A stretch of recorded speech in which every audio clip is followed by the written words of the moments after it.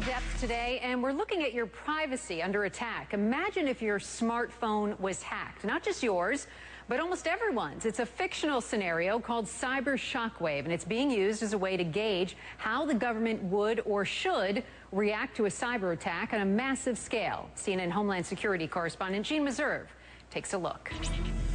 Up to 20 million and counting of the nation's cell phones have stopped working so far today in what officials claim is the largest communications crisis in the cell phone era.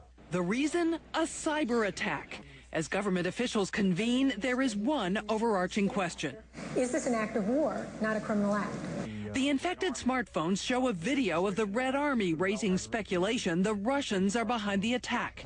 Meanwhile, the crisis expands. Instances of identity theft and online financial fraud have increased dramatically.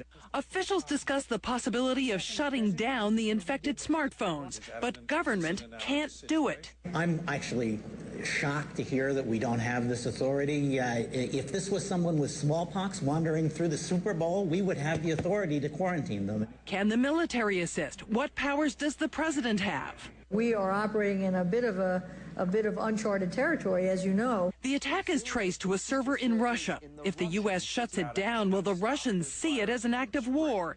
And is Russia really behind the attack?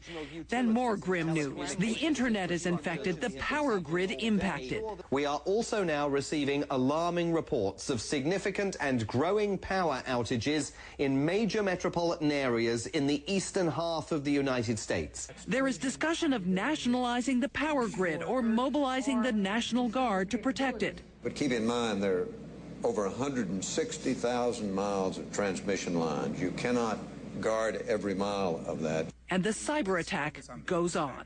And in corporate boardrooms and IT centers across the country, our nation's leaders are wondering if their networks are really secure and if this crisis might indeed spread into their systems. This game and others like it have raised a lot of questions about roles and responsibilities, legal authorities, private sector cooperation, and more.